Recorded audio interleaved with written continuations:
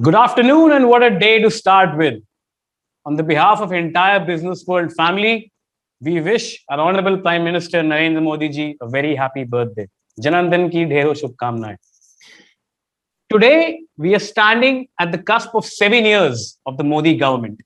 There have been ups, there have been downs. There has been growth, there has been fall. The last 7 years have been a bag of mixed colors. But today, Ashish and I will try to decode the top economic developments of this government over the last 7 years, the highs and lows, and have they actually affected the bottom line of the economy, the bottom line of the GDP, the bottom line of the inflation and employment. Ashish ji नमस्कार, स्वागत है आपका of course आज के दिन भी. नमस्कार Abhinav ji. Now let's start from the beginning, Ashish. 2014, this government came in at the back of promise of a 5 trillion economy, back of reforms, wiping out corruption, increasing employment, and a lot many promises. Firstly, I would ask you, how do you rate the last 7 years of this government out of 10? 10 में से आप कितने number देना चाहेंगे as far as economic parameters of this government are concerned? Abhinav ji, the best point of the best thing which comes to my mind when I look at the last 7 years compared to the previous 10 years of Congress-led UPA government is stability at the governance level. By stability, I mean in number games, the Modi government has outperformed itself from this first 5-year tenure to the next 5-year tenure. So no problems in parliament. Parliament, correct. How does it help? It helps in passing important laws. And this government has passed a heck lot of laws in last 7 years. So that's number one point. Lot of these laws have been towards streamlining, phasing out old redundant laws, bringing out tweaking laws to help business environment in India, to strengthen regulatory mechanisms and all. So on that front, I would rate them as 8 on 10. 8 on 10. Okay. As far as the regulatory and the number games is concerned, Ashish says 8 on 10. And I would primarily agree because the government has been very fast track when it comes to implementation of crucial legislative bills. And Ashish, you rightly said, in the parliament, some crucial and big laws have been passed. And let's start from 2016. सबसे बड़ा reform जिसने देश को हिला करके रख दिया था, रात में 8 बजे का announcement. Let's start with demonetization. It has been 5 years of demonetization now. And between us, do you think that the frank assessment of the step was to, wipe out black money? Do you think that has actually happened? Not now. Immediately for first year one of after demonetization, yes. 1 साल के अंतराल के दौरान काफी काले धन पे रोक हुआ था, बिकॉज ये एक बढ़ती हुई प्रॉब्लम हो रही थी जहां पे हमारे बॉर्डरिंग देशों के थ्रू करेंसी, जो फेक करेंसी बोलते हैं, उसकी सर्कुलेशन की मात्रा बढ़ती जा रही थी. पहले 1 साल में जरूर रोकथाम हुआ. As of today there are enough fake notes. As per government reports, 2,500 notes are being pumped in by our neighbors or neighboring rivals through various routes. So total net shell में क्या 7 साल में उसका कोई इफेक्ट काले धन पे हुआ है? As of today, no. But कई अनदेखे उसके परिणाम आए जो डिमोनेटाइजेशन में शायद खुद मोदी जी ने नहीं सोचा होगा. जैसे डिजिटल पेमेंट गेटवेज का इमेंसली बढ़ जाना. दूसरा, स्टार्टअप में, फिनटेक कल्चर में स्टार्टअप का बढ़ना, डिजिटल पेमेंट्स को यूज करना, कैश का यूज कम होना, ये सब उनके ओरिजिनल प्लान, ओरिजिनल भाषण में नहीं था. अगर हम पीछे जाके उनके भाषण के ऑब्जेक्टिव्स देखें डिमोनेटाइजेशन के, लेकिन इसके अच्छे परिणाम हुए हैं. सो मच सो यूपीआई पिछले साल जो वित्तीय वर्ष खत्म हुआ है, 2.7 billion transactions. But Ashish, one important parameter is, like you rightly said, there has been a lot of formalization of the economy after demonetization. Of course वो एक जो फाइनल स्टेप था काला धन का वाइप आउट होना, उसमें ऑफ कोर्स टाइम लगेगा. The vision was in the right place, but of course the implementation also faced a lot of problems. But towards the end, I mean, what demonetization actually gave this country is the formalization of economy. आज पान वाले के पास भी digital payment interface है. हमारे यहाँ एक culture आया है जो कि कैश से अलग हो करके डिजिटल पेमेंट्स पे जाने का. हर every month UPI transactions are only increasing. So as far as demonetization is concerned, I think from my personal viewpoint, I would give the government 6 out of 10 as far as demonetization is concerned. What's your number? I would not be that gracious. I think 5 out of 10 because original objective, stated objective जो nation को address करने में बोली गई थी, मेरे हिसाब से वो पूरी नहीं हुई है. बिल्कुल सही बात, बिल्कुल सही बात. Now from demonetization, this government brought a landmark bill, a tax reform, one nation, one tax policy. The government and this country had been waiting. There were too many retrospective taxes. There were too many compounding taxes. There were too many state taxes. What this government did rightly was bringing the goods and services tax, one uniform tax across the country. Ashish, how do you rate the GST law and its implementation going forward? See, for the record, let it be stated that GST is not an idea originated by the Bharatiya Janata Party or NDA government. This was under work for several years before, at least a decade. So good thing they passed it, they implemented it. बहुत discussion हो चुकी थी implementation पे, 10 on 10. पास करने के implementation पे, उसकी roll out में दिक्कतें डे 1 पहले महीने, पहले क्वार्टर से शुरू हो गई. एक वो रिफॉर्म जहां हम लॉ लाते हैं और उसके बाद दिक्कतें आती हैं और फिर उसकी रिव्यू होती है और फिर उस पर चेंजेस होते हैं. करेक्ट. यही चीज हमने डिमोनेटाइजेशन पे देखा था. चीजें निकली, उसके बाद इंस्ट्रक्शन पे इंस्ट्रक्शन पे इंस्ट्रक्शन, कितना निकाल सकते हैं, कितने पैसे दे सकते हैं. जीएसटी के साथ भी ऐसा हुआ. फॉर्म कैसे भरें, फॉर्म के लूप होल, रिफंड नहीं मिल रहा है. तो हो गई, अच्छी बात है. क्या उसका फायदा हुआ है? नहीं. काफी हमारे एमएसएमई सेक्टर जिसको हम बोलते हैं उस पर सीधा प्रहार पड़ा है. कैश फ्लो ट्रांजैक्शन पे फर्क पड़ा है. बहुत सी कंपनियों को नुकसान उठाना पड़ा है शॉर्ट टर्म, लॉन्ग टर्म में. क्या ये बेस्ट तरीका था? नहीं. तो क्या तरीके पे मैं दूंगा इनको 4 on 10. जीएसटी पास करना, पार्लियामेंट से इंप्लीमेंट करने, बिल्कुल 10 on 10. लेकिन इस पे जो रिव्यू हो रहा है वो बहुत अच्छी बात है. The green flag, the green thing light about this thing is government is sensitive. It is taking feedback and doing course correction. And they have been doing that in the first tenure of the NDA government, the way they acted on economic reforms. GST was long pending, Ashish. GST के आने का एक flip side ये हुआ है कि बहुत सारे MSMEs और जो मध्यम स्तर के व्यापारी हैं उनका बिजनेस चौपट हो गया है. खासकर डिमोनेटाइजेशन और जीएसटी की ये लोग बोलते हैं डबल चोट आई है छोटे बिजनेस पे. Unorganised sector has been crippled because of these two reforms. But to say that these reforms were not needed, especially the GST, it would be a facade if we say that it should not have been there. So you're absolutely right, 10 on 10 for bringing this law. But yes, implementation, I think it will take for a country as diverse as India, जहाँ पे हर 5 kilometre में भाषाएं बदल जाती हैं. I think for the right implementation, it will take another 5 years. You'll have to give the government much more time. But Ashish, after GST and demonetization, one very important reform was delinking fuel prices from the regulation. एकदम खुला छोड़ देना market पे, petrol और diesel से subsidy हटा देना. Okay, do you think that step was much needed as far as the fossil fuel pricing is concerned, because India is largely a petrol and diesel driven economy? अब petrol और diesel prices को खुला छोड़ देना क्या इस stage पे एक सही स्टेप था आर्थिक तौर पे सरकार का? जी, ये स्टेप्स की शुरुआत तो पिछले वाले मनमोहन सिंह जी के tenure Congress led NDA UPA government के टाइम से ही शुरू हो गई थी. क्या ये जरूरी था? बिल्कुल. देखिए, ग्लोबल इकोनॉमी में things have are interlinked and we are heavily dependent on import. Our import bill was going. This is not the India of 1980s और 70s जहां आप पेट्रोल पंप पे, मुझे याद है मैं 10-12 रुपए का पेट्रोल में बहुत छोटा बच्चा था. मेरी फर्स्ट मेमोरीज हैं कि 10 रुपए का पेट्रोल मिलता था 1 लीटर का. वो इसलिए मिल पाता था क्योंकि सरकार सब्सिडी देती थी और देश में खपत उतनी नहीं थी तब जितनी आज के दिनों में या पिछले 10 सालों में बढ़ी है. Number of vehicles on road have multiplied, population has multiplied, so much of thing.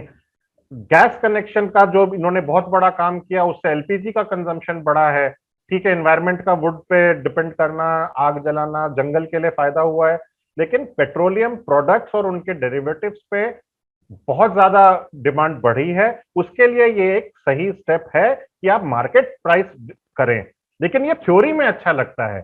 The criticism of it by expert is that जो टैक्सेस सरकार इस पे लगा के अपनी जेब भर रही है, ये आज भी एक आमदनी का, it's a big source of income for central government and state government, and still it is being debated whether it should be part of GST और नॉट।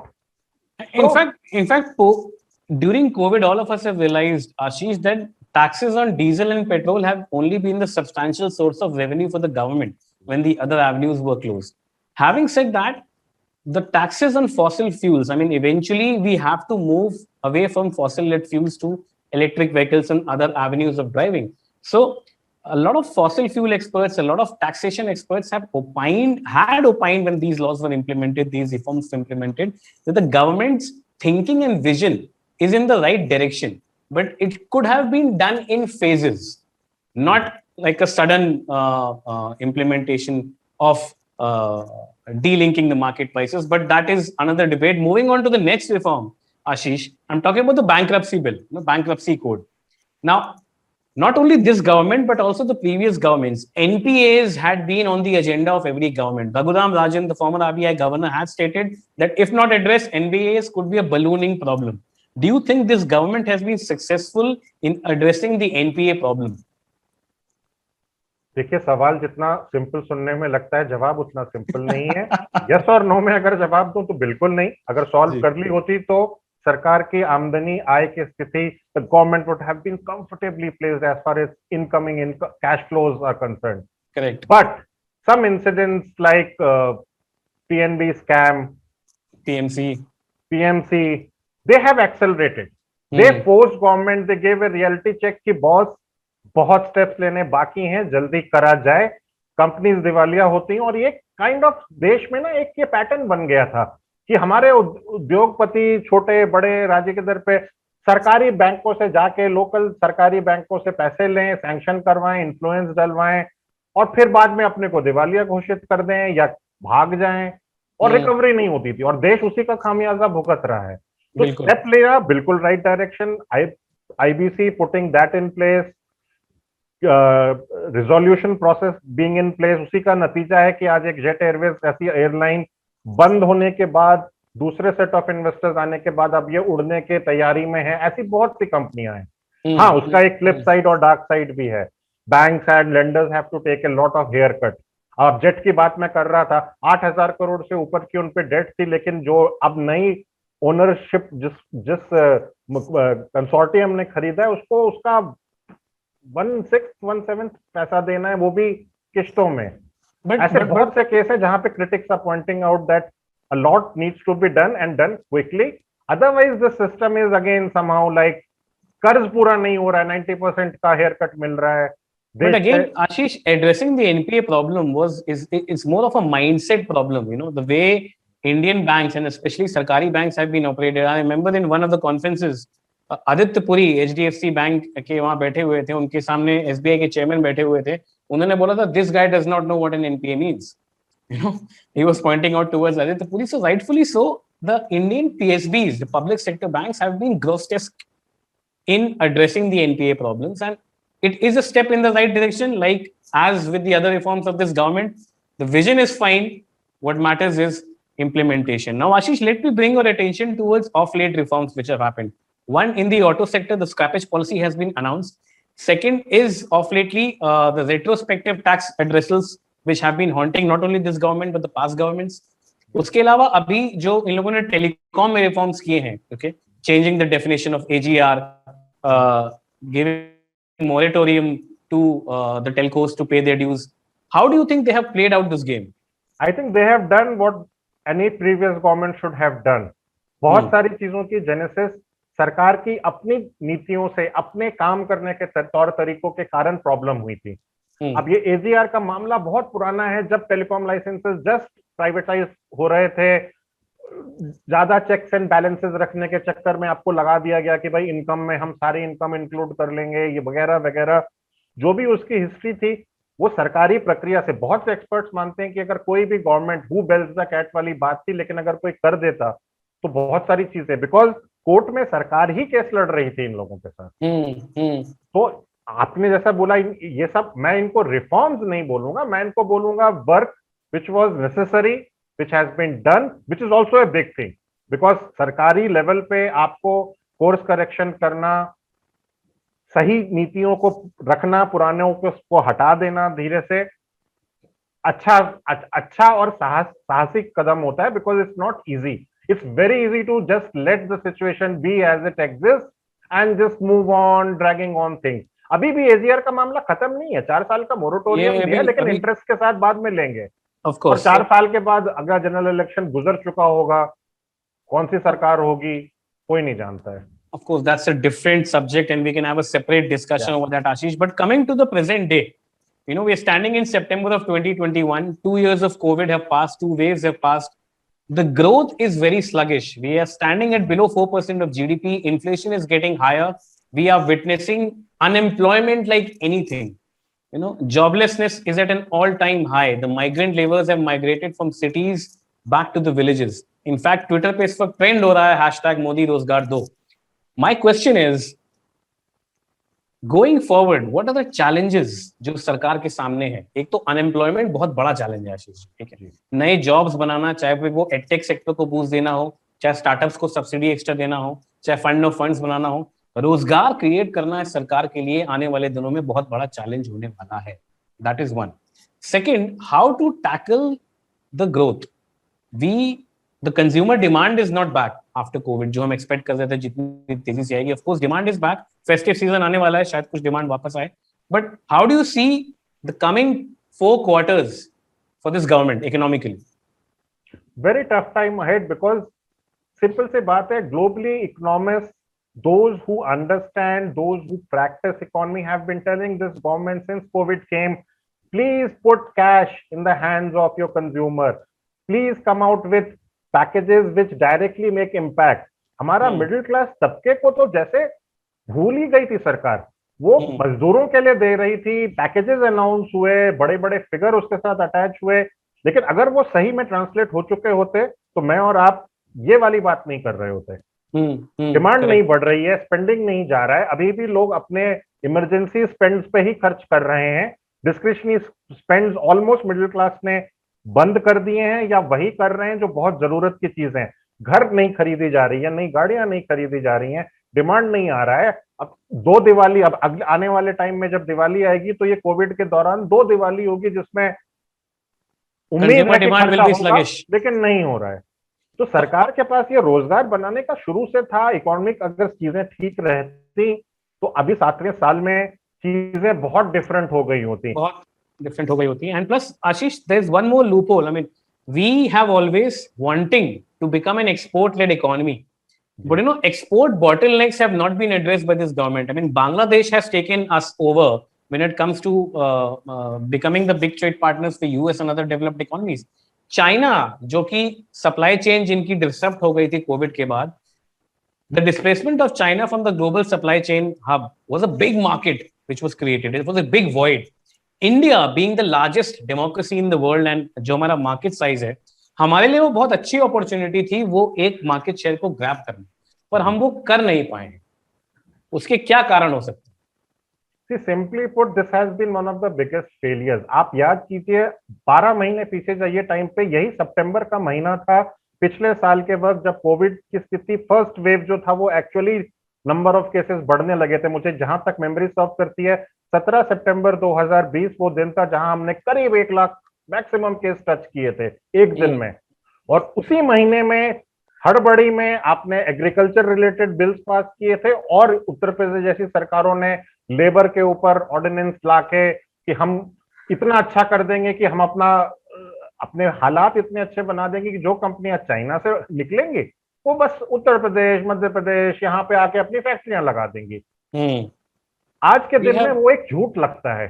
कुछ नहीं हुआ है उस पर। कौन सी कंपनी है, इनफैक्ट फोर्ड जैसी कंपनी तो बंद करके जा रही है, जो ऑलरेडी यहाँ फैक्ट्री लगा के काम कर रहे थे। This again after Harley Davidson and General जी मोटर्स। जी। सो ये जो एक बहुत इंपॉर्टेंट क्रूशियल एस्पेक्ट है, लैंड एक्विजिशन पे उन्होंने पहले ही साल में, पहले टेन्योर में विरोध हुआ, छोड़ दिया। आप लैंड रिफॉर्म्स नहीं करेंगे, लोगों को देखिए आज के सिंपल है, तेलंगाना का एग्जांपल लीजिए और आंध्र प्रदेश का, जहां पे उनकी ऐसे एरियाज हैं जहां पे आप प्लग एंड प्ले मॉडल पे जाएं और 10 दिन के अंदर अपनी फैक्ट्री लगा के काम शुरू कर सकते हैं। उनको बेसिक इलेक्ट्रिसिटी, लैंड, पानी, शेड बना हुआ सरकार देती है। तभी आपको लगेगा कि चेन्नई के कुछ बेल्ट में और ये आंध्र प्रदेश और तेलंगाना के रीजन में इतनी फैक्ट्रियां क्यों लग रही हैं।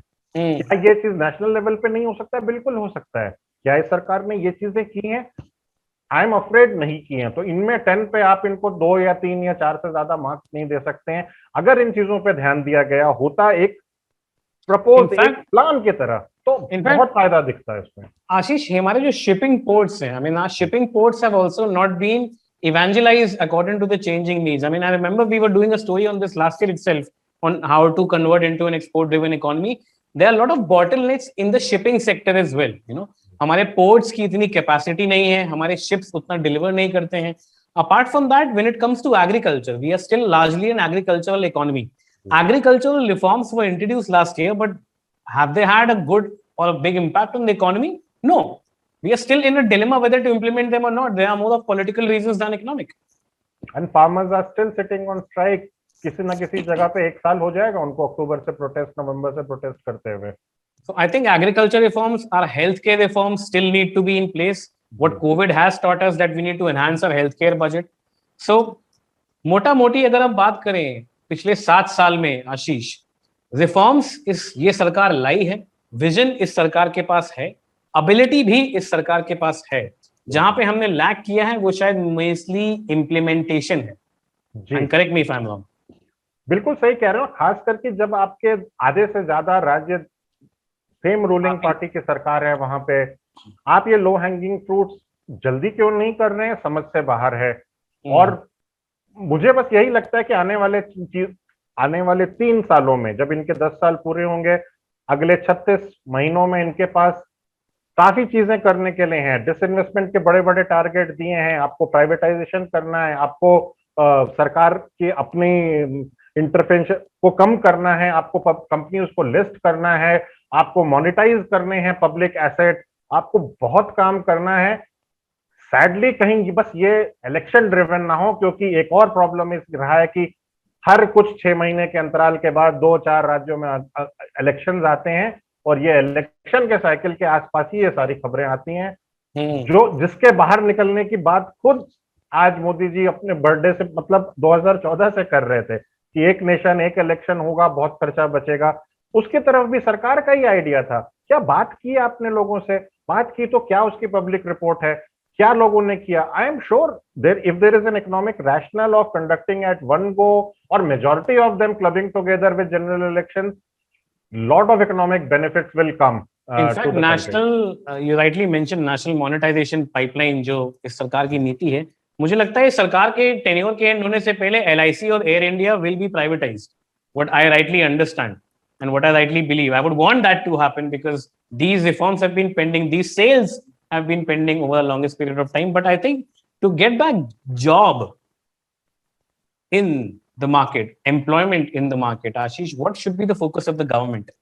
Because that is the backbone of any consumer-led economy. तो 2-3 सिंपल स्टेप्स जो हमें दिखते हैं बाहर से कि देखिए बहुत सारे सरकारी job, there are lot of vacancies pending at central government level in PSUs जो गवर्नमेंट के हाथ में है देना।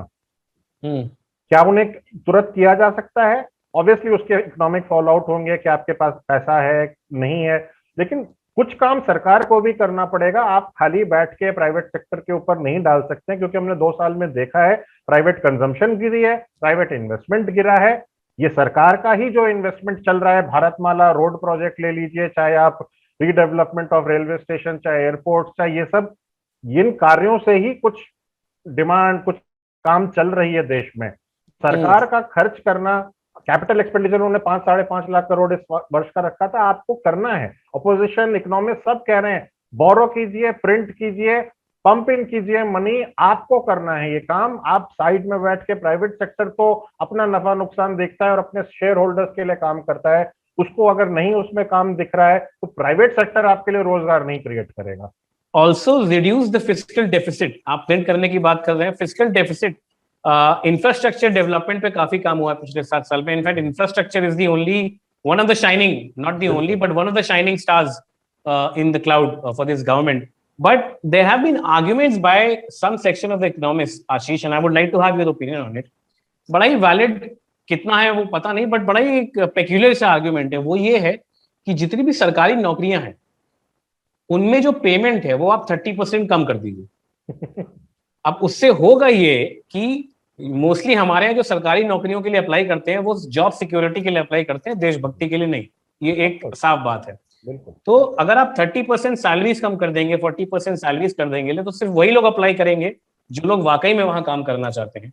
और जो आपका बजट बचेगा 40% सैलरी स्टार्ट करके, उससे आप ना सिर्फ अपना फिजिकल डेफिसिट कम कीजिए बल्कि उस बजट को कहीं और लगाइए, चाहे इंफ्रास्ट्रक्चर डेवलपमेंट पे या फिर उन लोगों को दीजिए जो कि डिमांड बढ़ाएंगे। एक प्रोफेसर जिसकी मासिक तनख्वाह 60-70 हजार रुपए से ऊपर है, वो इकोनॉमी में डिमांड उतनी नहीं बढ़ाएगा जितनी कि 10,000 वाले को आप अगर एक्स्ट्रा 20,000 रुपए महीने के दे देंगे तो वो जितनी कंज्यूमर डिमांड वापस लाएगा मार्केट में, वो एक एस्टैब्लिश्ड प्रोफेसर जिसकी तनख्वाह 60-70 हजार रुपए वो नहीं लाएगा। How do you read this argument? It's an interesting argument दो। एक ये आर्ग्यूमेंट है और एक दूसरा मैं साथ में आपको ऐड कर दूं। एक बहुत लंबी डिमांड रही है कि let's abolish income tax from the country. ये दोनों सुन के बहुत अच्छा लगता है। आपको इनकम टैक्स नहीं देना है तो आपके पास ज्यादा पैसा है जी, but to have consumption tax, don't charge income tax, but to charge tax on consumption, there's a flip side as well.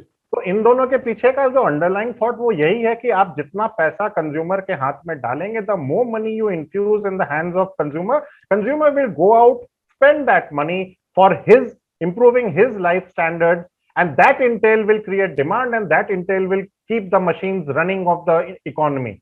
Counter point ये है आपका, सरकारी नौकरियों में आप जैसे ही पैसा कम कर देंगे तो जो तबका उसके लिए अप्लाई करेगा क्या वो उतना सक्षम होगा? पहले तो हमें ये देखना पड़िए, पैसा साइड में रखिए, मेरिट, एफिशिएंसी और मेरिट में। सरकारी नौकरी का एक डार्क साइड ये भी है कि आपको एक जॉब करने के लिए 3 लोग रखे होते हैं, तीनों में से तीनों कोई काम नहीं कर रहे होते हैं। दिल्ली में हमने और आपने देखा, यहाँ पे बड़े बड़े मिनिस्ट्रीज के दफ्तर हैं जहां पे लंच आवर 1 घंटे का नहीं, 1.5-2 घंटे का होता है। सर्दियों के टाइम में आप दिल्ली के उस एरिया से गुजर जाइए, लोग बैठ के ताश चल रहा है, गेम चल रहा है। दफ्तरों में जब ये लग गई थी हमारी बायोमेट्रिक्स वाले, तो लोग टाइम पे आते थे, लगाते थे और फिर चले जाते थे, उनको रोकने की कोई प्रक्रिया थोड़ी ना थी। Indian mind is very Angénieux. आप उनको आप सामने सलाखें लगाएंगे, वो नीचे से खोद के बाहर निकल जाएंगे। So let's sum this up, Ashish. If we sum the last 7 years of this government, like on terms of economic scale, in terms of growth, in terms of generating employment, in terms of having hefty reforms in place, how much numbers will you give this government? 7 years of the Modi government today, out of 10, how much marks will you give?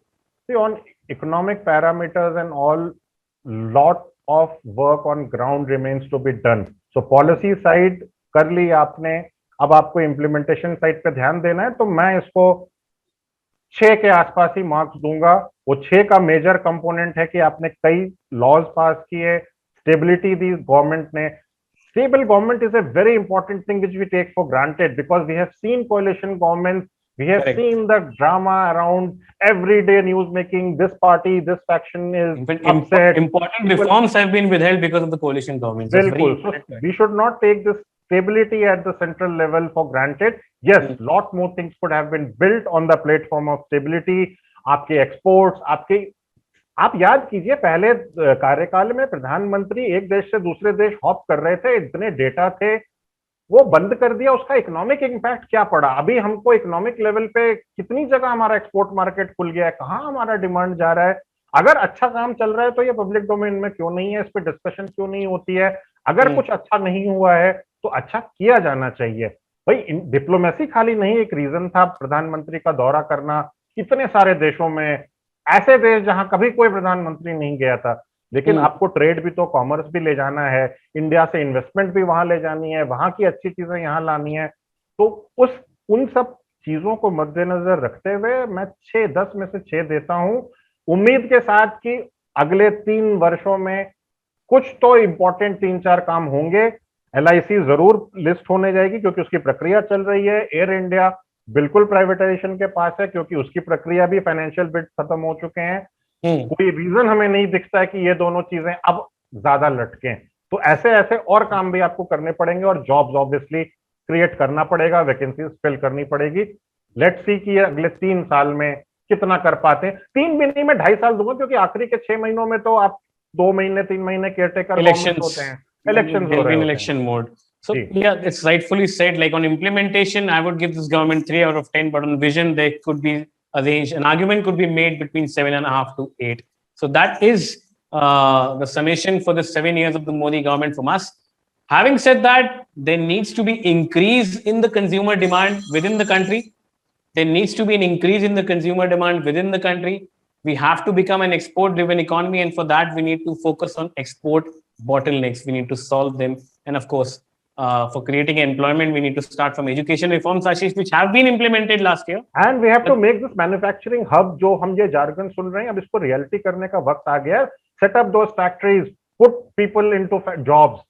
Her sector में सिर्फ आप incentive linked वो सब announcement करने से नहीं होगा। आपको आप लोगों को पुश करना पड़ेगा, प्राइवेट सेक्टर, पब्लिक सेक्टर्स को जॉब्स दीजिए, फैक्ट्री लगाइए, उत्पादन कीजिए। जब आपका उत्पादन एक लेवल का होगा तभी तो हम एक्सपोर्ट कर पाएंगे, वरना कोई कंट्री क्यों हमारे प्रोडक्ट लेगी जब चाइना आधे से कम दाम में बना के अच्छी क्वालिटी का बाहर भेज देता है? क्यों लेगा कोई हमसे सर?